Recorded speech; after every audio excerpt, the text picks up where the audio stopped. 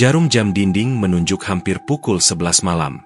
Kantor yang siang tadi riuh dengan suara telepon, tumpukan berkas, dan orang-orang yang sibuk, kini berubah menjadi lautan keheningan yang menekan.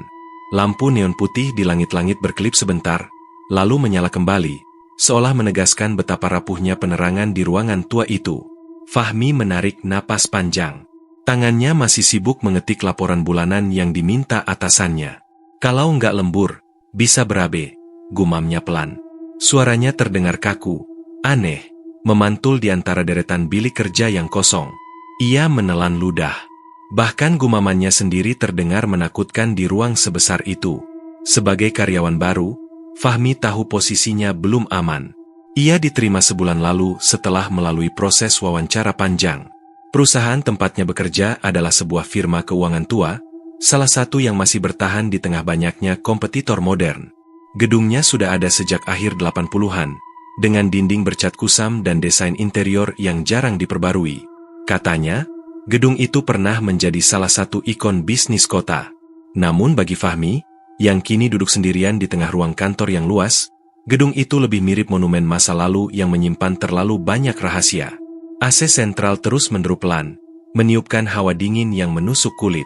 Fahmi merapatkan jaketnya. Entah kenapa dinginnya berbeda.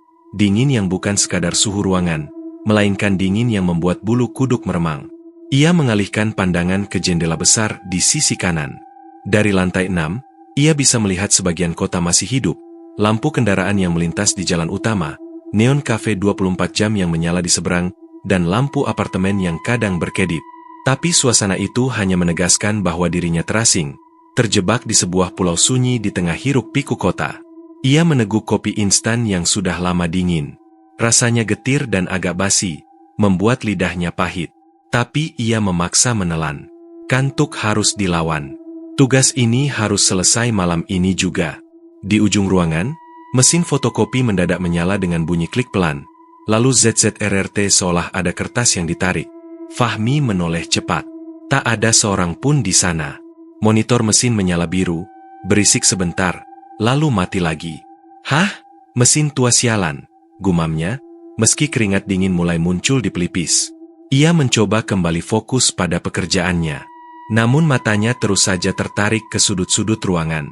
Ada momen di mana ia merasa melihat bayangan seseorang lewat di lorong, hanya sekelebat, seperti orang sedang berjalan tergesa.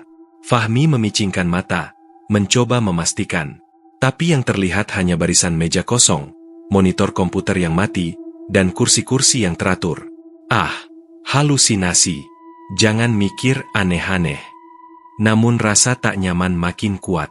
Entah kenapa, Fahmi merasa ruangan itu tidak benar-benar kosong. Ada sesuatu yang berdiam di balik gelap, memperhatikannya tanpa henti. Suara detik jam dinding terdengar begitu jelas. Tik-tok, tik-tok, menyayat keheningan. Fahmi menunduk, mencoba mengetik lebih cepat. Seakan ingin menutupi suara-suara kecil yang mulai terdengar. Suara kertas digesek, suara kursi bergeser, suara langkah ringan. Fahmi mencoba mengabaikan rasa tak nyaman itu. Ia memaksa dirinya menunduk layar, mengetik angka-angka laporan bulanan dengan cepat. Namun otaknya tidak bisa berhenti menangkap suara-suara kecil yang tak seharusnya ada. Tap, tap. Suara langkah kaki samar, seperti sepatu berhak rendah menyentuh lantai keramik. Ia sontak menoleh ke arah lorong. Kosong. Lampu di koridor sudah dipadamkan sejak sore tadi, hanya meninggalkan bayangan panjang yang samar. Fahmi menahan napas. Ia tahu, selain dirinya, tidak ada siapapun lagi di lantai ini. Satpam gedung hanya berkeliling sampai pukul 10. Setelah itu biasanya turun ke pos jaga di lobi. Pasti suara dari lantai atas, pikirnya mencoba waras. Atau mungkin pantulan dari luar gedung. Namun, pikirannya sendiri terasa rapuh. Ia berusaha kembali mengetik. Bunyi ketikan keyboard memenuhi ruangan, sedikit membantu menutupi keheningan yang menusuk telinga. Tapi baru beberapa menit berlalu, suara aneh itu kembali. Serak, seperti kertas digesek. KRKKK. Seperti kursi digeser perlahan. Fahmi mendengus, menegakkan tubuhnya. Siapa sih? Jangan bercanda katanya. Meski ia sadar tak ada seorang pun yang bisa menjawab. Suara-suara itu berhenti. Kantor kembali diam. Ia tertawa hambar, menertawakan dirinya sendiri yang sudah seperti anak kecil takut gelap. Ia berdiri, meregangkan badan, lalu berjalan ke dispenser untuk mengambil air. Sepanjang langkahnya, matanya terus meneliti barisan meja kerja. Semuanya terlihat normal, komputer mati, kursi kosong. Namun ketika ia hendak kembali ke mejanya, langkahnya terhenti. Di atas salah satu meja, terlihat monitor menyala samar, menampilkan layar login. Padahal, ia ingat jelas semua komputer sudah dimatikan oleh bagian IT sebelum jam pulang kantor. Cahaya monitor itu seolah menjadi satu-satunya titik terang di tengah kegelapan, membuat ruangan semakin terasa asing. Pasti ada yang lupa matiin, gumamnya. Tapi hatinya tidak tenang. Ia mendekat perlahan. Cahaya biru monitor itu terasa dingin di wajahnya. Saat jaraknya tinggal setengah meter, layar tiba-tiba bergetar, lalu mati begitu saja, meninggalkan pantulan wajahnya sendiri di permukaan hitam. Fahmi terperanjat. Ia melangkah mundur, jantung berdegup kencang. Ia tahu betul, tak mungkin komputer bisa hidup lalu mati sendiri tanpa disentuh. Ketika kembali ke mejanya, ia sadar satu hal lagi. Kursi kerjanya sedikit bergeser dari posisi semula. Apa tadi memang aku dorong? Gumamnya. Tapi nada suaranya goyah. Ia duduk kembali, mencoba menenangkan diri. Tapi perasaan aneh itu semakin kuat. Ia merasa tidak sendirian. Ada sesuatu, entah apa, yang mengawasinya dari balik kegelapan. Sesuatu yang sabar menunggu, menyaksikan setiap gerak-geriknya. Tangannya kembali ke keyboard, namun getaran halus di jarinya membuat ketikan jadi berantakan. Ia menelan ludah, menatap jam di layar. Pukul 23.17, masih ada banyak halaman yang harus ia selesaikan. Pulang sekarang bukan pilihan. Ia menghela napas panjang. Bertahanlah, Fahmi. Cuma beberapa jam lagi. Namun dalam hati kecilnya, ia tahu malam itu tidak akan berjalan biasa saja. Fahmi menyandarkan kepala di kursi, berusaha mengendurkan otot-ototnya yang tegang. Layar laptop di hadapannya masih memancarkan cahaya biru yang dingin, menyoroti wajahnya yang lelah. Ia sudah menatap angka-angka laporan hampir 4 jam tanpa jeda. Malam semakin larut, udara di ruangan semakin menusuk, dan rasa kantuk yang menumpuk mulai mengacaukan pikirannya. 10 menit istirahat, gumamnya pelan, lalu menutup laptop dengan gerakan malas. Ia meraih botol air mineral, meneguknya habis. Tenggorokannya yang kering terasa sedikit lega. Fahmi lalu merentangkan tubuhnya, menggerakkan leher ke kanan dan kiri, mendengar bunyi krek dari sendinya. Suara itu bergema pelan di tengah keheningan kantor, membuatnya semakin sadar betapa sepinya lantai itu. Saat hendak meraih ponselnya di meja, matanya menangkap sesuatu yang tidak seharusnya ada. Sebuah amplop putih terletak di atas tumpukan berkas di sisi kanan laptop. Alisnya mengernyit. Ia yakin betul meja itu kosong tadi. Berkas-berkas sudah ia susun rapi sejak sore. Ia bahkan sempat merapikan 2 kali sebelum mulai lembur. Tidak mungkin ada amplop. Pelan-pelan ia meraih amplop itu. Kertasnya terasa dingin, bahkan sedikit lembab, meski secara visual tampak bersih sempurna, seperti baru keluar dari toko alat tulis. Tidak ada noda, tidak ada lipatan usang. Tulisan tangan rapi menghiasi bagian depannya. Kepada bagian HRD, Fahmi menelan ludah. Amplop itu tidak pernah ia lihat sebelumnya. Ia menoleh ke kiri dan kanan, memastikan semua meja kosong. Tidak ada tanda-tanda orang lain. AC masih mendengung monoton, seolah menjadi satu-satunya suara kehidupan. Ia duduk kembali, membuka amplop itu dengan jari yang sedikit bergetar. Dari dalamnya, ia menarik selembar kertas folio putih. Tulisan tangan memenuhi halaman, rapi, formal, menggunakan bahasa surat resmi. Dengan alis yang semakin berkerut, ia membaca, kepada YTH, Kepala Bagian HRD, PT Graha Dana Nusantara. Dengan hormat. Melalui surat ini saya bermaksud mengajukan pengunduran diri dari posisi saya sebagai staf administrasi, terhitung sejak tanggal 12 Mei 2013. Saya mengucapkan terima kasih sebesar-besarnya atas kesempatan yang telah diberikan perusahaan, serta bimbingan dan pengalaman berharga yang saya dapatkan selama bekerja di sini. Hormat saya. Tanda tangan. Sari. Fahmi menahan napas. Tangannya bergetar saat menurunkan surat itu ke meja. Matanya terpaku pada bagian bawah. Tertanggal 10 tahun lalu. 2013. Dan nama penanda tangan surat itu, Sari. Ia mengerutkan kening, mencoba mengingat. Ia baru bekerja di sini sebulan, memang, tapi ia lumayan sering mendengar cerita tentang staf lama dari obrolan makan siang. Nama Sari tidak pernah sekalipun muncul. Siapa ini? Bisiknya. Ia menatap surat itu lagi. Kertasnya terlalu putih untuk sebuah dokumen lama. Bahkan tinta tulisan tangannya tampak segar, tidak pudar sama sekali. Seakan surat itu baru ditulis tadi sore. Jantung Fahmi mulai berdegup lebih cepat. Logika dan instingnya saling bertabrakan. Otaknya berusaha mencari penjelasan masuk akal. Mungkin ada staf lama yang iseng menaruh surat ini? Mungkin dokumen arsip yang jatuh entah bagaimana ke mejanya? Tapi perasaan di dalam dirinya menolak semua alasan itu. Ia mencoba mengabaikan, melipat kembali surat itu dan memasukkannya ke dalam amplop. Ia menyelipkan amplop itu ke laci meja, lalu menutupnya rapat. Besok pagi gue tanyain ke HRD, siapapun Sari ini, katanya, meski nadanya terdengar lebih seperti menghibur diri. Namun begitu laci tertutup, bulu kuduknya meremang. Dari arah lorong, terdengar samar suara perempuan berbisik. Pelan, hampir tak terdengar, tapi jelas. Sudah kutitipkan. Fahmi melonjak dari kursinya. Ia menoleh ke segala arah. Ruangan kosong, lorong gelap, tidak ada siapapun. Hanya suara AC dan detak jam yang kembali mengambil alih keheningan. Halusinasi, ujarnya cepat. Kebanyakan kopi. Udah capek. Ia berusaha kembali bekerja, menyalakan laptop, mengetik. Namun pikirannya tidak lagi bisa fokus. Kata-kata di layar berloncatan, berganti-ganti dengan bayangan amplop putih itu. Setiap kali ia berkedip, ia seakan melihat tanda tangan Sari di matanya. Pukul 12:30. Fahmi memutuskan untuk berhenti. Ia tidak sanggup lagi.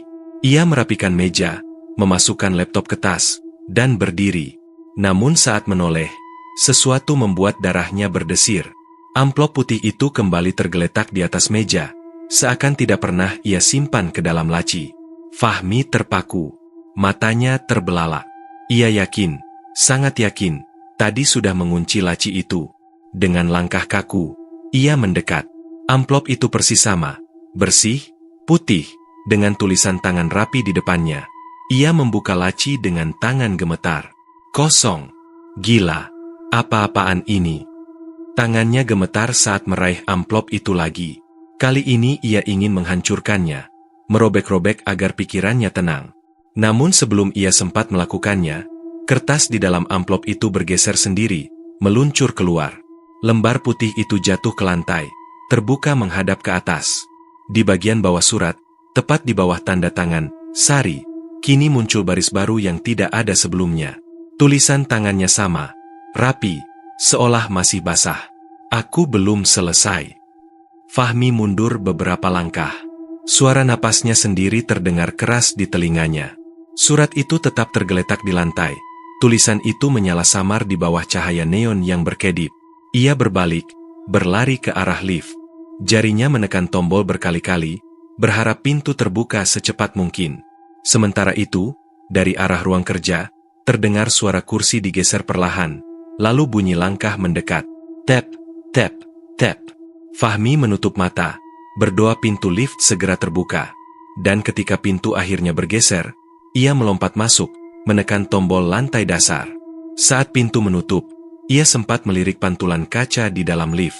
Di belakangnya, di ruang kerja yang baru saja ia tinggalkan, ia melihat sekilas sosok wanita berambut panjang, berdiri kaku di dekat mejanya. Sosok itu menunduk, menatap surat putih yang masih tergeletak di lantai. Pagi itu, sinar matahari menembus kaca besar lobi gedung kantor, membuat suasana tampak hangat dan normal. Namun bagi Fahmi, langkahnya terasa berat. Ia masih memikirkan kejadian semalam, amplop misterius, surat pengunduran diri bertanggal 10 tahun lalu, suara-suara asing, dan sosok perempuan yang sekilas terlihat di pantulan kaca lift. Ia bahkan tidak bisa tidur nyenyak semalam. Begitu sampai kos, ia hanya rebah di kasur tanpa menyalakan lampu, tapi bayangan wajah pucat berambut panjang itu terus menghantui matanya. Akhirnya ia hanya memejamkan mata sampai menjelang subuh, lalu bangun dengan tubuh lemas. Sekarang, saat ia memasuki ruang kerja lantai 6, semua terlihat normal. Deretan meja rapi, komputer sudah menyala, pegawai sibuk dengan pekerjaannya masing-masing. Suara telepon berdering, printer bekerja, dan obrolan ringan sesekali terdengar. Tidak ada yang aneh. Tidak ada tanda-tanda mimpi buruk semalam. Namun ketika ia duduk di mejanya, napasnya tercekat. Laci yang semalam ia buka, kosong, kini kembali terisi. Ia menariknya pelan, dan di dalamnya, tepat di atas tumpukan berkas, tergeletak amplop putih itu. Fahmi buru-buru menutup laci.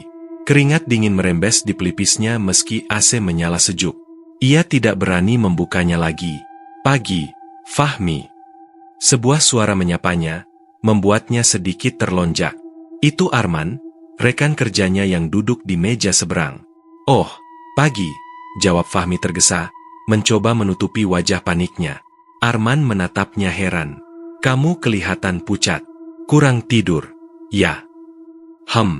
Iya. Lembur semalam, jawab Fahmi singkat. Arman tertawa kecil. Biasalah.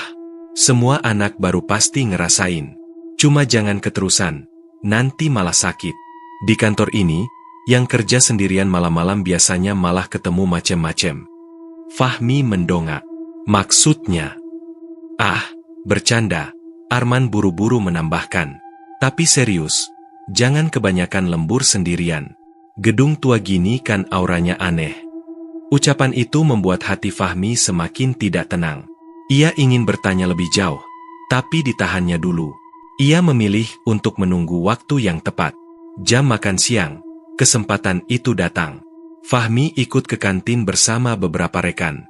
Mereka duduk di meja panjang, membicarakan hal-hal biasa, atasan yang cerewet, deadline yang menumpuk, gosip seputar pegawai baru. Namun ketika obrolan mulai longgar, Fahmi memberanikan diri. Aku mau nanya, ada yang pernah dengar nama Sari? Katanya hati-hati. Beberapa orang saling pandang. Raut wajah mereka berubah aneh, seperti tidak nyaman. Hening sejenak menyelimuti meja. Arman mengangkat alis. Kok nanyanya Sari? Emang kenapa? Fahmi ragu sejenak. Enggak, cuma penasaran. Tadi aku nemu nama itu di beberapa berkas lama. Ia berbohong setengah hati, tak berani menceritakan surat resign misterius itu. Salah satu pegawai senior, Bu Ratna, yang biasanya cerewet, tiba-tiba menunduk. Wajahnya menegang. Kamu nemu nama itu di mana? Tanyanya lirih. Ya, di arsip lama, jawab Fahmi asal. Bu Ratna menghela napas. Tangannya gemetar sedikit saat menyendok nasi. Sari itu, dulu teman kerja kita. Anak baik, rajin, nggak banyak bicara. Tapi nasibnya tragis. Fahmi menelan ludah. Tragis gimana, Bu? Yang lain tampak tidak nyaman dengan arah pembicaraan ini. Ada yang pura-pura sibuk dengan ponsel. Ada yang menunduk. Arman menepuk bahu Fahmi, berbisik. Udah, jangan bahas. Namun Bu Ratna tetap melanjutkan. Suaranya rendah seperti takut terdengar orang lain. Sari meninggal sekitar 10 tahun lalu. Malam-malam juga. Dia lembur sendirian, kayak kamu kemarin. Katanya habis selesai kerja, dia pulang naik motor.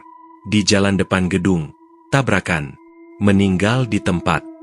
Fahmi terpaku. Yang bikin orang gak enak, lanjut Bu Ratna. Katanya malam itu Sari baru aja selesai ngetik surat resign. Dia mau keluar dari kantor ini. Katanya nggak kuat sama tekanannya. Tapi surat itu nggak pernah sampai ke HRD. Katanya hilang entah kemana. Dek. Jantung Fahmi seakan berhenti berdetak. Kata-kata Bu Ratna menusuk telinganya dengan kejam. Surat resign. Hilang. 10 tahun lalu. Ia langsung teringat pada amplop putih yang kini tersimpan di lacinya. Udah jangan bahas-bahas lagi. Potong Arman cepat. Kasihan yang masih baru. Bikin takut aja. Tapi bagi Fahmi, semua sudah jelas. Pagi ini bukan kebetulan. Surat itu memang milik Sari. Surat yang hilang 10 tahun lalu, kini muncul di mejanya. Sepanjang sore, Fahmi tidak bisa berkonsentrasi. Setiap kali ia membuka laci, amplop putih itu seolah menunggu, memanggilnya untuk membuka lagi. Ia menahan diri sekuat tenaga. Namun pada pukul 4 sore, saat semua orang sibuk berkemas untuk pulang, rasa penasaran itu menguasainya. Ia menunggu hingga rekan-rekannya pergi. Kantor mulai sepi, hanya tersisa beberapa suara langkah di koridor. Dengan tangan gemetar, ia membuka laci, menarik amplop itu keluar. Kertas di dalamnya tetap sama seperti semalam. Surat resign, tanda tangan Sari, tanggal 12 Mei 2013. Tapi di bagian bawah, baris tambahan itu masih ada. Aku belum selesai. Fahmi merinding. Tangannya dingin. Ia menutup amplop itu buru-buru, menjejalkannya ke tas. Malam itu, di kos, ia tak bisa tenang. Ia bolak-balik di ranjang, memandangi amplop di meja kecil samping tempat tidur. Setiap kali lampu kamar berkelip sebentar, ia merasa ada bayangan seseorang duduk di kursi, menatapnya dalam diam. Kepalanya penuh tanya, kenapa surat itu muncul padanya? Apa yang sebenarnya diinginkan Sari? Dan, apakah benar lembur sendirian di kantor adalah kunci dari semua ini? Fahmi mulai sadar, apa yang menimpanya bukan sekadar kebetulan. Ada hubungan kuat antara arwah Sari, surat resign yang tak pernah sampai, dan dirinya yang kini terjebak dalam situasi yang sama, lembur sendirian di gedung tua itu. Dan entah kenapa, ia merasa malam berikutnya akan membawanya lebih dekat pada kebenaran, atau pada bahaya yang sama. Hari berikutnya, Fahmi sudah bertekad untuk tidak lembur lagi. Setelah kejadian amplop misterius dan pengakuan Bu Ratna tentang kematian Sari, ia tahu ada sesuatu yang janggal di kantor ini, sesuatu yang seharusnya tidak disentuh. Namun kenyataan berkata lain. Menjelang sore, atasannya mendekat dengan wajah serius.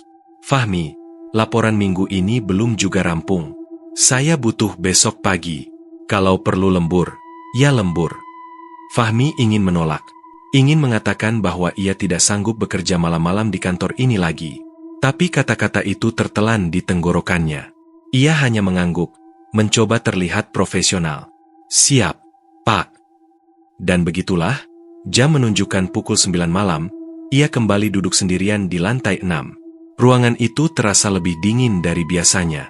Lampu neon bergetar halus, memancarkan cahaya putih pucat yang menusuk mata. Dari jendela, cahaya kota terlihat jauh, tak cukup untuk menenangkan.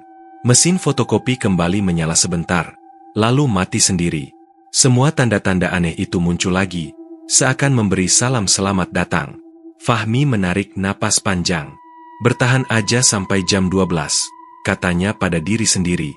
Abis itu gue pulang. Ia menyalakan laptop, membuka file laporan. Jari-jarinya baru mengetik beberapa kalimat ketika sebuah perasaan dingin menyusup dari belakang. Seolah ada mata yang menatap punggungnya dari kejauhan. Pelan-pelan ia menoleh. Di ujung ruangan, di salah satu meja yang sudah lama kosong, duduklah sosok wanita.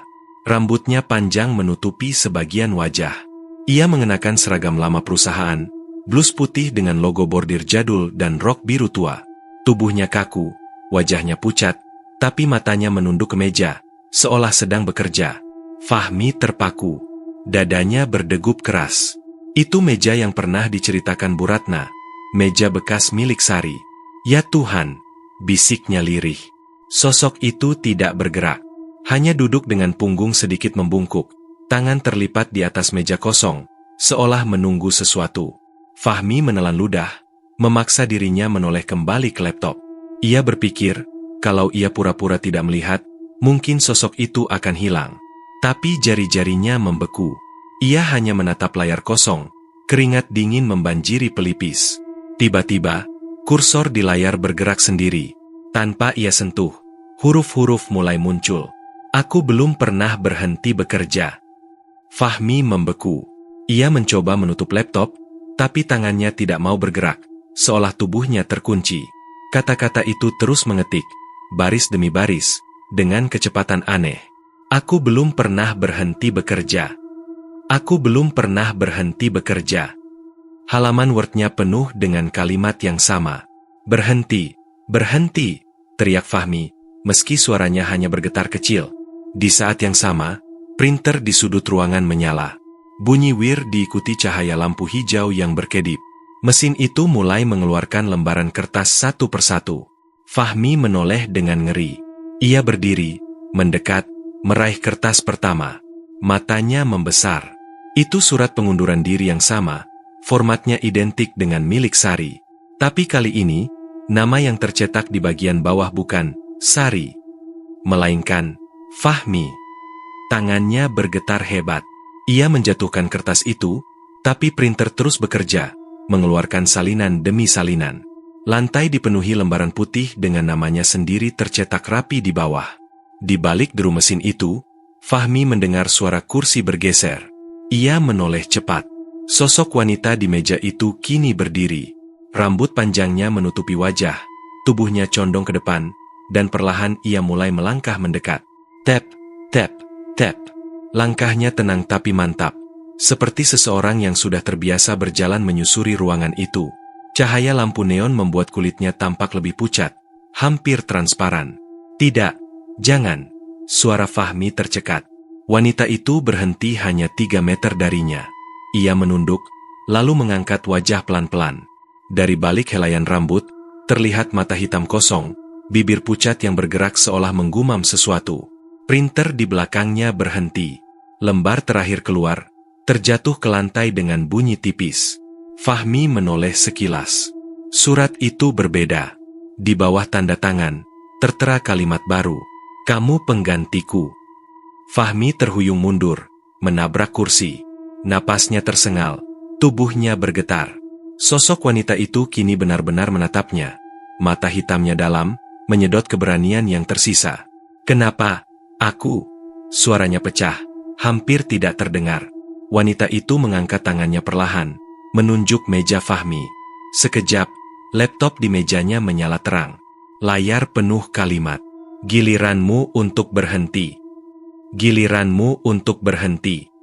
Kata-kata itu memenuhi layar, tak henti-hentinya. Fahmi berteriak, menutup telinga, lalu berlari ke pintu. Tapi saat ia mencoba membuka, pintu tidak bergerak. Terkunci. Ia menekan-nekan, menendang, tapi percuma. Di belakang, langkah itu kembali terdengar, semakin dekat. Tap, tap, tap. Fahmi menoleh. Wanita itu kini hanya berjarak beberapa langkah. Tangannya masih terulur. Wajah pucatnya begitu dekat, begitu nyata. Dan dalam sekejap, lampu neon seluruh ruangan padam. Gelap gulita menelan segalanya. Gelap. Hanya bunyi napasnya sendiri yang memantul di telinga. Fahmi berdiri kaku di tengah ruangan yang tiba-tiba lenyap dari cahaya. Seluruh lantai 6 seakan tertelan keheningan yang pekat. Ya Allah, bisiknya lirih. Suara gemetar nyaris tak terdengar. Dalam kegelapan, ada langkah. Perlahan, teratur. Tap, tap, tap. Mendekat tanpa henti. Fahmi meraba-raba dinding mencari saklar. Tapi jemarinya hanya menyentuh permukaan dingin. Saat ia menemukan saklar dan menekannya berulang kali, tak ada yang terjadi. Lampu tetap mati. Namun sesuatu yang lain justru menyala. Laptop di meja Fahmi tiba-tiba hidup sendiri. Layarnya memancarkan cahaya biru ke seluruh ruangan. Dalam cahaya samar itu, terlihat lagi sosok wanita berambut panjang. Ia berdiri di sisi meja, tubuhnya kaku, wajah pucatnya menunduk. Rambut hitamnya berantakan menutupi pipi, tapi mulutnya bergerak, menggumam sesuatu yang makin jelas. Selesaikan resign. Fahmi menutup telinganya, tapi suara itu bukan sekadar bunyi, itu gema yang langsung menusuk ke dalam kepalanya. Selesaikan resign. Printer kembali menyala, meraung lirih, mengeluarkan lembaran-lembaran baru. Fahmi menoleh, melihat kertas demi kertas keluar dan jatuh berserakan ke lantai.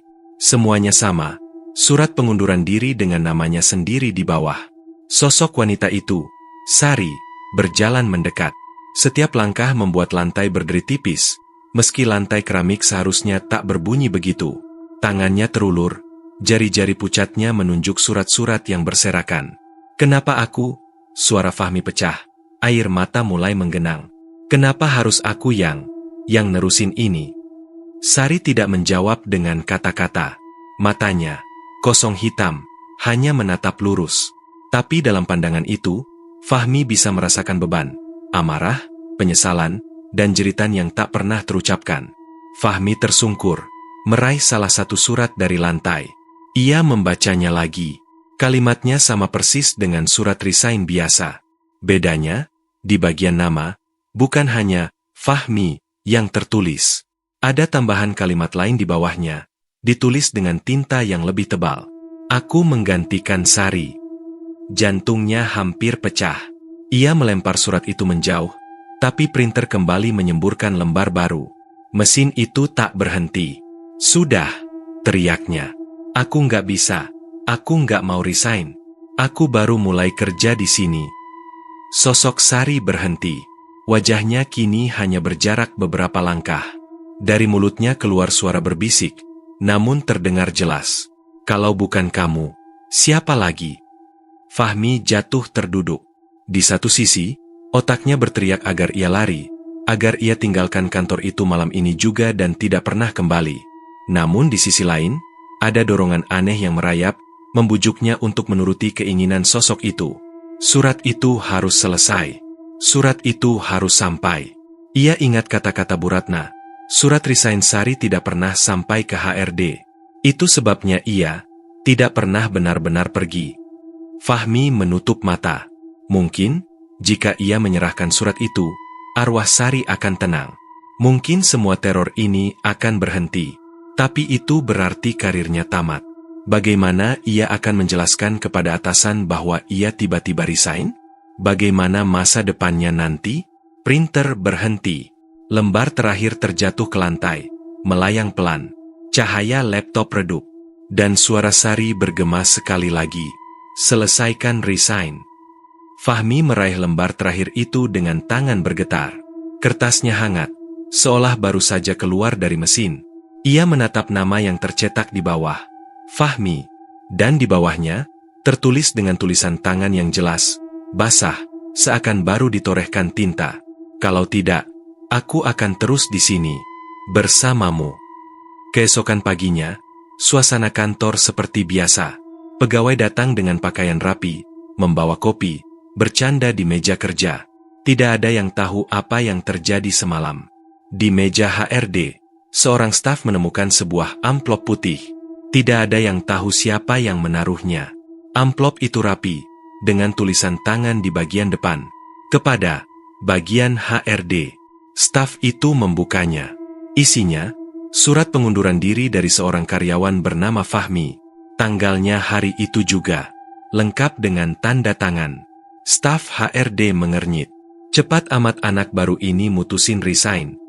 Ia menaruh surat itu di tumpukan dokumen lain, lalu melanjutkan pekerjaannya tanpa curiga. Sementara itu, di lantai 6, meja kerja Fahmi kosong. Laptopnya tidak ada. Tas dan barang-barangnya pun lenyap. Rekan-rekan yang biasanya melihatnya setiap pagi hanya saling bertanya-tanya. Fahmi kemana? Katanya lembur semalam. Nggak tahu. Mungkin langsung cabut kali. Namun jam berganti hari berganti minggu, nama Fahmi tak pernah terdengar lagi. Bahkan di daftar pegawai, namanya perlahan hilang, seakan tidak pernah ada yang bernama Fahmi bekerja di sana. Dan di malam-malam berikutnya, saat seorang karyawan baru terpaksa lembur sendirian di lantai 6, kadang mereka melihat sekelebat bayangan di meja yang sudah lama kosong. Sosok seorang pria muda dengan wajah lelah, duduk menunduk di depan laptop. Di mejanya, selalu ada amplop putih yang menunggu untuk dibuka.